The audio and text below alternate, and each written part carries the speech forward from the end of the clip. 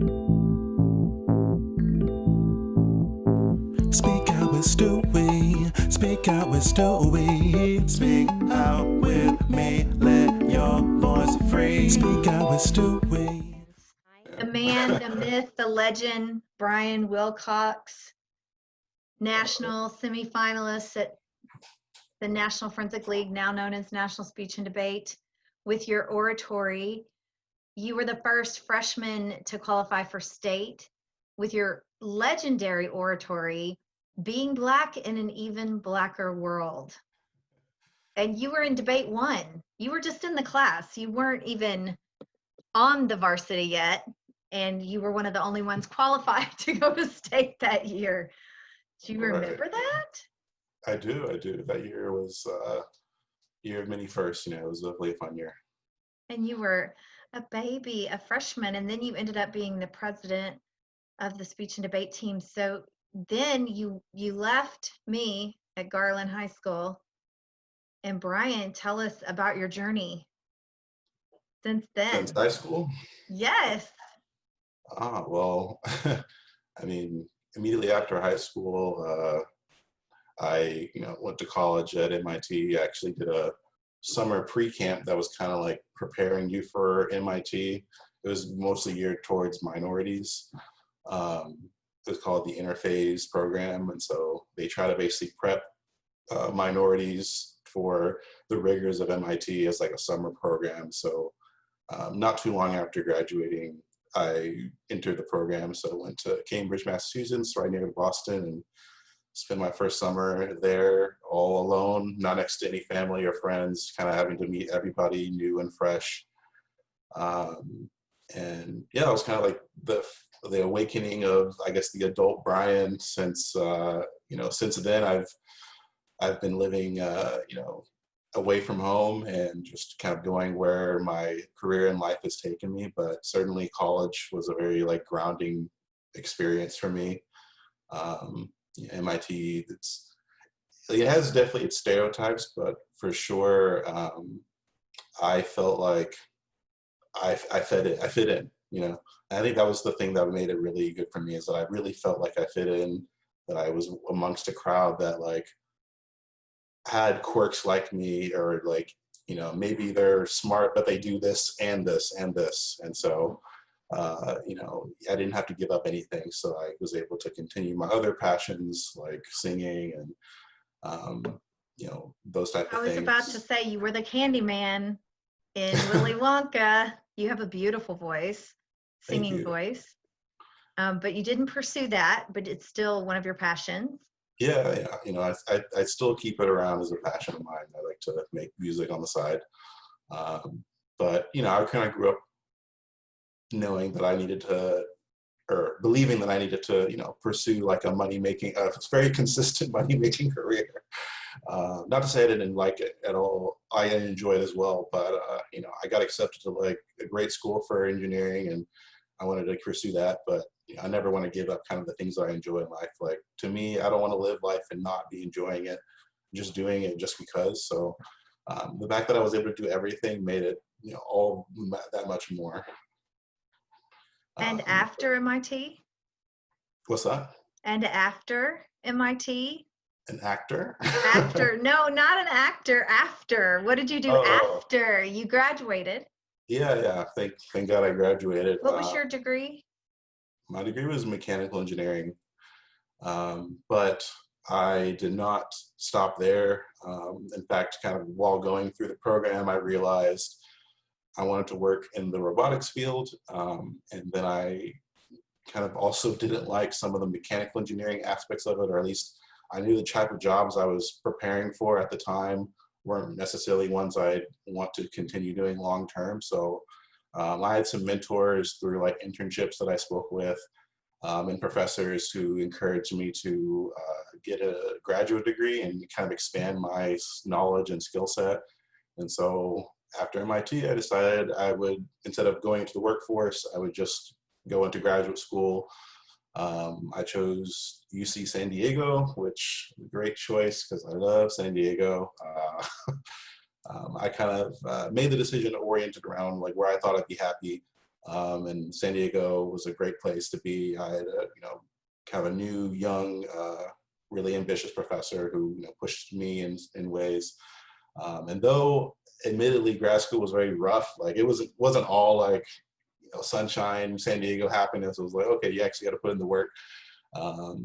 Somehow I like made it through. And whilst I was doing that, I was doing internships with like Intel. It's a big software and hardware company, which that pushed me into my like first, I guess, full-time job that pushed me into Oregon, living in the Portland, Hillsboro area, where I had been working for almost a full year before there was some kind of management and organizational shifts of the company. So I ended up having to switch to another job and a new city, which is where I currently am now. I'm working at iRobot as a software engineer for their robotics floor care team.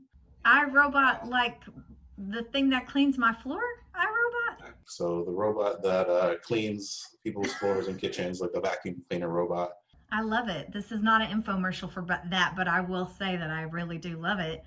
But I always told you not to invent the Terminator. Well, it's only cleaning your room right now, so Okay. If that iRobot turns into the Terminator one day. Oh yeah, I mean, I'll make sure that doesn't happen. As long as I'm there, make sure that doesn't happen. Yes. Yeah. So I'm in LA now. So you're in LA. Yeah. So I now live in LA. That's where the office is in Pasadena, so not far from LA. So I mean, I moved back to the West Coast. So that's, or I shouldn't say West Coast. I guess Southern California. I was on the West Coast with Oregon technically, but California more specifically. And are you loving it there, even though you're sort of quarantined? Well, I mean, certainly the quarantine has made it so I haven't been able to like fully embrace LA, but I've also I've lived in San Diego again through grad school when I visited LA plenty, so I already know I like LA. When it was fully open, I could like do all the things and see friends and whatnot. But I guess I'm waiting on it to become more open to fully enjoy it once again. Well, can we go back and talk about this legendary oratory that lived on after you left high school? Everyone knew about being Black in an even blacker world, and you wrote this as a 14-year-old. Yeah, it's been a while, huh? Yes. How old are you now? 26. 26. Okay, so going back to that powerful and very successful and memorable oratory, can you just tell everybody what it's about? This is, Speak Out with Stewy. This is us just sort of having conversations about things in the world that we feel are important. And I feel like that oratory was sort of an introduction for a lot of students about colorism and prejudice against Black people in a way that we maybe hadn't really heard about yet. I mean, I think that's, a good kind of lead in. So the oratory, being Black in an even blacker world, was primarily about my own experience as a young Black male who faced prejudice not simply from non-Black people but including Black people, where the idea is that people have a certain perception of what it means to be Black and how you should act, behave, speak, think, and if you don't assign to those prejudices, then people like question whether you're really Black, or they treat you as though you're not fully Black, like you can't claim that identity. And to me, that was like a prejudice that I didn't feel comfortable with. I mean, I don't think anyone would feel comfortable with as a Black person. Someone says, "Oh, you're not really Black." Like, who are they to tell me that I'm not Black? What does it mean to be Black if that's the case? So that was kind of the question that this oratory back when I was, a freshman in high school was exploring, partly, informative, somewhat, comedic just because it's my life story, but also just like a passionate, heartfelt message about what it meant for me to be Black in a world that's made it seem like I needed to be more Black to be accepted. And you discussed the way that you dressed and the way that you spoke and things like that, and what type of music you listened to. Do you remember that? Yeah. I think I covered a wide variety of like cultural issues that people look at and have these like innate prejudices about what a Black person would or should do or think, like what kind of music do Black people listen to? People, I mean, I don't even have to say it. Everyone immediately has an idea in their mind as soon as I say, what music do Black people listen to? If I say, what kind of clothes do Black people wear? I imagine there's some stereotypes out there. If you say, what party do Black people vote for? People are going to have a certain idea, right? Like, I don't even have to tell you, and everyone in their mind, they automatically have a notion in their head of what it is. But some people, they go a step beyond and they like to dismiss those Black persons who maybe don't have those same affiliations or don't have the same taste in music or whatever, or don't, behave or dress a certain way. And that's where I think the prejudice goes towards like racism, and that can really hurt Black people, especially as they're young growing up. And do you feel like that affected you as you went on through high school? Was it still a problem for you? I guess I'd say yes and no. I mean, it was yes in the fact that I still faced those type of prejudice. I could, see it clearly. And it wasn't just amongst Black people, it was amongst non-Black people. I mean, everyone kind of had these prejudices and their biases that I could tell when they spoke to me. But I think that, throughout high school, I surrounded myself by like really strong friends, mentors, teachers, you being one, who, never really placed that burden on me on me alone. Like I never had that feeling amongst my circle that they were trying to view me differently or treat me differently because of their perceptions. And I think that was what made it so significantly easier to grow throughout my high school years. And then, being in college and growing as a man, I've kind of solidified my own like a worldview and self-view. And I think, I've become much stronger from there. But I imagine there are a lot of people who maybe still face that same prejudice, and it does affect them. You just answer so many questions in one answer, and I'm just like, I don't even know what to ask you, Brian, just except for, how do you view the world today, or how is your life today, or just what is something that, I mean, obviously Black Lives Matters is at the forefront of everyone's mind right now. And I wonder what your thoughts are on that, or just anything that you would care to share with us to educate us or inspire us. I mean, there's a lot even packed in that, and I like to think that, especially, being on the debate team, always focusing on critical thinking, that I like to approach many issues, even if they're sensitive or controversial, with like an open mind, as well as being nuanced in my perspective. So, not necessarily just fully diving into like one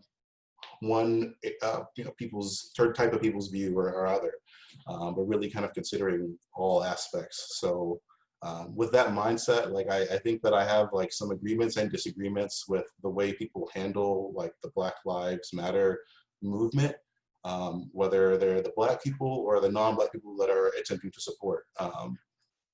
And I think that's made it, I guess, somewhat challenging for me to like want to be vocal these days. I think the other issue is like social media really puts people in the spotlight in a way that isn't always like healthy. And so while sometimes I think to myself, oh, it'd be great to like share my perspective or view, like everyone's concerned about what they put out there, if like it's going to be accepted, or whether people will criticize them or try to affect their like livelihood. So that's just like generally like a framework in which I think about these issues. Is just, I think there's a lot to be considered. So like, I mean, I'd say as a general rule, like I do agree with most people on like the core of what they believe, right? Like I think I agree that Black lives do matter. I don't know many people who would consider themselves non-prejudiced who wouldn't believe that.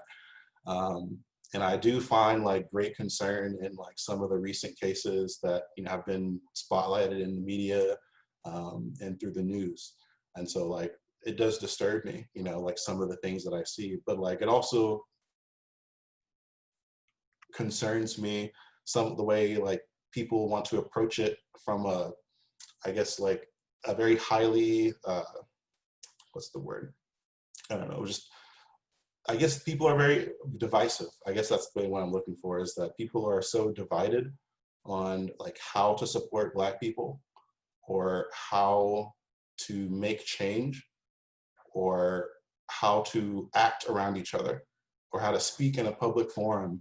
I think those are the things that to me are the most important issue, because those are the communication issues that solve the problem, rather than people being angry that there are people who have different opinions on how to solve the problem. And to me, that's where we're at, where people are just like, oh, Black Lives Matter. Oh, well, police lives matter. Oh, well, all lives matter, right? I mean, I think that we all have like core agreements on some of these things. I don't think anyone would disagree that, you know, an officer's life doesn't matter, a Black person's life doesn't matter, anyone else's life doesn't matter. Or I think people also have agreements on, you know, police brutality is wrong or this is wrong. I think people have core agreements, and I agree with those sentiments. But to me, the problem is when everyone's so focused on the divide that they fail to look at where we're united and push that as the message. And that's where, you know, I have, you know, strong concerns. You know, just a quick anecdote is like, I will sometimes just look at my Facebook and, you know, say old high school friend, I've never talked to them since high school, but they'll post something on Facebook about some current events issue. And, you know, there's just a huge battle in the comment section on people's views on a certain issue, and people are calling each other names, you know, defriending people. It just becomes very vicious in the way that we view each other, rather than thinking about it from a different perspective that, you know, maybe this person does have a genuine concern, or maybe they are naive, uneducated, and they're looking for, you know, more information. There's a lot, you know, I think I don't want to assume the worst in people, and I like to believe that, you know, people generally have a good heart, and unless they show you otherwise, which people do show you otherwise, but in general, like, I like to think I surround myself by good people. So if I do have a disagreement with them, you know, I don't want to be hostile. And I think that's the environment we're in today, where everyone is immediately hostile to like diverging viewpoints, and it's like, unless you're on my side, then, you know, you're against me. And that's kind of the issue that I have, and that's why I probably am not as vocal as, you know, maybe I could or should be, is because I, you know, I don't want to be targeted firstly, but I also don't want to fan the flame. So I, you know, would wish that Right. one day we can focus on like the unity that we do have underlying, not just like the divide. Well, going back to debate, it's not a debate when it's just opposing viewpoints. When we see presidential debates, they don't actually give rebuttals. They pretend to, but it's mostly just their viewpoints and their opposing viewpoints. That's not debate. Debate is when you listen, process what the other person says, and then attack their arguments with evidence and logic and fact, and not just, you know, emotion. You have always been such a great communicator from such a young age, and you went on to have more oratories. Do you remember any of your other oratories that you spoke about? Yes. I'm trying to, you know, recall them now, like more, you know, maybe like the title. I would probably remember the titles, just like generally what they were about. So coming to me, I had one oratory that I went to nationals with. That one was about the importance of history. That one had That's a very pretty good relevant success. Oh yeah, very relevant. I think it's always relevant. That's the great part of the topic. right now, It's very literally. relevant, always relevant. You know, it's And what about the was the, importance of history and having context, using history to view the world today. And that oratory was very successful. I remember, and I was in the semifinals of the national tournament. So I was really hyped about that. It was a good experience. And, you know, I still think some of the things that I talked about there are extremely relevant today. You know, I think people are ignorant of history in general. And even if they are like aware, they don't necessarily consider it in like context of what we're doing today. And That's why I like spoke about it at that point. And I think I still have that mindset today. So that was one particular oratory. Another oratory, I remember, I remember two more. Maybe these might have been all of them actually. One of them was about, it's this concept called moral relativism. I don't know if you remember that yourself, Stewy, but I do yeah, remember that. I went to the state state tournament, I think, with that one. And that oratory, if I can recall, was about, defending people who believed that there is such a thing, such an existence as there being a right and wrong in the world, versus people who like to, believe that everyone could be right. So therefore, there's no like room for people to like have a consensus on something being wrong or right. And I think that's probably, of my topics, maybe one of the more controversial ones, since I think a lot of people might have different perspectives. I think I was highly motivated for that topic mostly because I saw people that viewed moral relativism as a correct belief, that they tended to be more hostile towards like religious groups or people who had strong like ethical beliefs that they wanted to maintain. And so my position in the speech is generally not that I'm trying to promote like my version of what is correct, like this is right, this is wrong. I'm only trying to protect the idea that both like philosophically or logically or religiously, it makes sense that people would have a belief that something is right and something is wrong, and they should be fine to believe that, and we shouldn't go down the direction where everything is equal, because at that point, it opens the door for people to do really morally reprehensible things, and that being defended because, oh, how dare you say that this is wrong because this is what he believes, so it was kind of just a defense of like people having those beliefs and being strong in them. I would consider myself a principled person, and so I have my beliefs that I think things are right or wrong, and I don't think it'd be wrong of me to say that something's wrong or something's right, but it's not to say that like everyone's right. I don't think if everyone's right, then no one is. That's kind of the logical argument, right? So that was a speech that was controversial, a little complex. The last speech I think was the last speech I did, and also I went to the national tournament, and I got like 15th place, I think. And that speech was loosely about like political correctness. It was, about kind of people's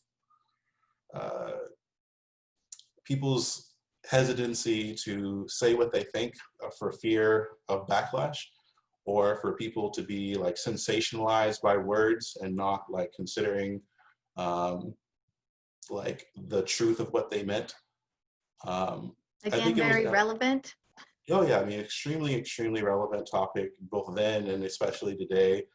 I use the metaphor of like dodgeball, of kind of opening the gates. We all play dodgeball not because we enjoy getting hit, but you just got to go out there and play anyway. And that's kind of how I like to, I would prefer to view my own speech in the world, everyone else's speech, is that we don't have to view it from the perspective that, oh, if I say this, then people are going to see it a certain way and therefore I shouldn't say it, or oh, like people are sensationalizing someone's words, even not really considering what they really mean behind it.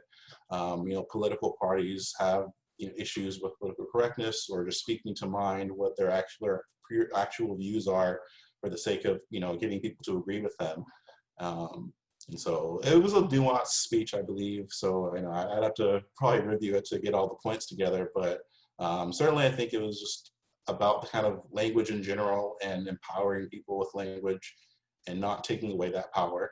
And I think that was kind of like the theme of the speech. Well, obviously it had an impact on me, because here I am trying to get you guys to speak out about topics that you feel strongly. And I hope that people watch these videos and listen and process and become, thinkers and research topics that they hear about and be open-minded. And on that note, before I publish this, I will send it to you for your approval in case you've said something that you're like, oh, that didn't sound right. Let's let's get that out. And I totally will. So, obviously you're an incredible communicator and you have so many big ideas, even at such a young age, and just such incredible critical thinking and analysis of different issues in the world, which leads me to ask the question that I've probably asked you a million times. Will you ever go into politics? That'll be a very, very tough one for me to do. And it's not necessarily because I don't have thick skin. And I don't know. I think it's like this point in my life, I'm focused on like my engineering career. But I do agree that, I've been blessed with the ability to communicate and to think critically about some of these issues. And sometimes I do think like, I wonder if I could share my perspective with the world and, people would agree. And so I don't know, maybe that's possible, but whether I would do that in like a political fashion or not, I'm not 100% sure about that. But I would like to maybe at some point find a forum in which I could like spread my my viewpoints, so people who care to listen can, I can potentially make an impact in that way. And so if that's not through politics, it could be through some other media. So I appreciate you just taking time to talk with me and visit. It's been a little bit of a long time. We text back and forth, but usually you call me about once a year and we catch up. And I'm so glad that I get to follow your journey in life. But is there anything else, Brian, that you want to talk about or you want to say? A final thought, advice even to younger students or people? I think for me, I'm big on people thinking for themselves and being independent and thinking independently.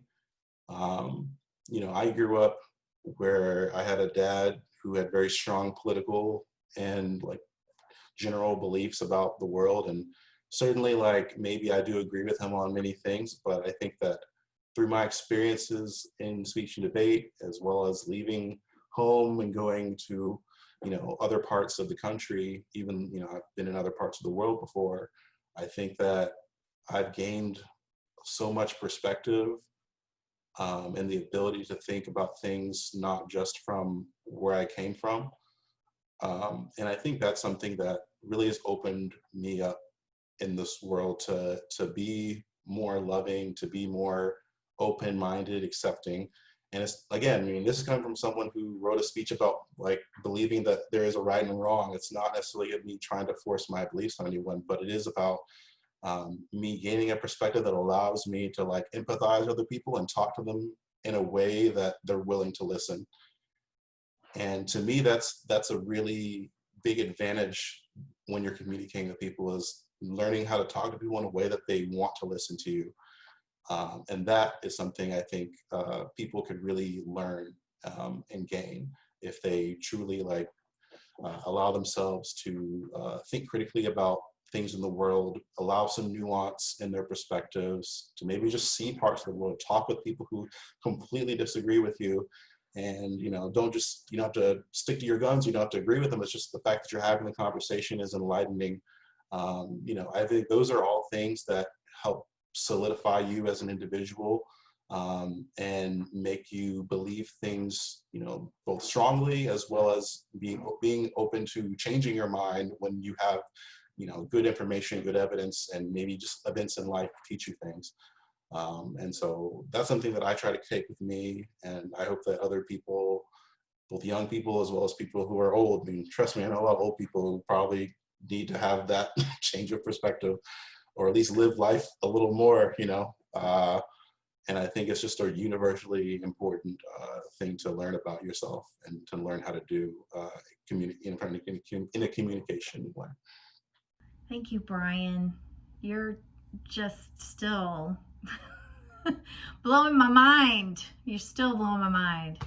Amazing. And I remember what it felt like to be around all of you and feel like Penny in The Big Bang Theory. I was over here going, what are y'all talking about? You know, one other thing to know about kind of like, you know, being, you know, in speech debate and you being our coach, you know, that was just a very welcoming and satisfying environment to be in, you know. And there's, you know, there's the debating and there's also the acting. And I thought even the acting was fulfilling, you know, I could tell just the arts and the brains and the logic, it just all kind of melded together into a group of people that really cared for each other, appreciated various perspectives.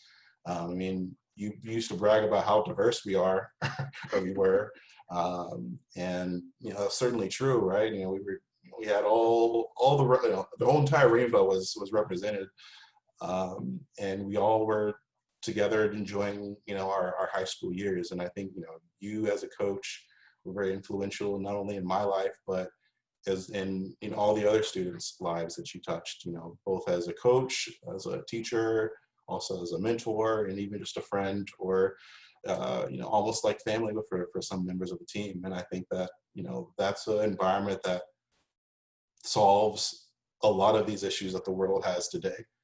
You know, like if we all had that type of community in our lives, like that was our circle, Yeah. I can't imagine racism still exists. That, you know, I I was can't imagine that all these prejudices or, you know, divisiveness exists. You know, we all were in that space together, all various different viewpoints and life perspectives, even religions, and yet we all like had an immense, you know, love for one another. You know, I know you had a call earlier with like, I think Manar, right? mm-hmm. You know, Manar was like one of my best friends in high school, and I still like occasionally will text her when I come back home. You know, we'll try to meet up. And trust me, we have very different perspectives on a lot of things in life, but we're like super uber close. You know, just based on our experiences together. And to me, that's something that was like irreplaceable in my growing up, and I imagine that's what the world needs more of. Absolutely. Well, that's an amazing final thought, Brian. I love you. You're amazing. I want to ask you if you'll sing my theme song. It's What's your theme song? it is being created as we speak by Tristan. So yes, it's Speak Out with Stewy. And then I don't know. I mean, I might send you the music and maybe you could figure out a way to sing to it or come up with the it's just, you know, Speak Out with Stewy. But I don't know. It could be melodic and beautiful and you could sing it because you have a beautiful voice. We were talking, I was talking with Soft One, and he's younger than you, but we were discussing how we need an adult version of the Garland speech and debate team. Like where we can all go with different religions and races and just come together and get to know each other and build community and fellowship and eat together and talk together. And I don't know that there's a place that exists like that right now. It would be amazing if it was Congress or something, but I think I see where you're going, you know. So that kind of was the How could you impetus. create that for the adults of the world, right? Yeah, that was sort of the impetus for these talks, because I'm always talking about you guys and your influence on me. Being around all your families and parents and just learning so much about different cultures and religions and in general from oratories we're educated like yours. And I just thought, wouldn't that be amazing if we had something for adults like that? And I'm still working on it. But for now, I'm doing Speak Out with Stewy so that at least people can get a little taste of the blessings that I was able to be a part of while I was the coach there for 12 years. So that's the scoop. So if you think of anything, let me know. So I'm going to send you some music later, and then you're going to see if you can sing. If you want to, just if you want to. You're like, don't put me on the spot. I gotta warm up these vocal cords of mine. For real. All right. Well, that's the end. Stay in touch. and I'll talk to you soon. Sound good? All right. Thank you, Stewy. Appreciate it. Love you. I love you too. Bye. Speak out with Stewy. Speak out with Stewy. Speak out with me. Let your voice free. Speak out with Stewy. Speak out with Stewy. Oh. Let your voice ring and we will sing. Speak out with Stewy. Speak out with Stewy.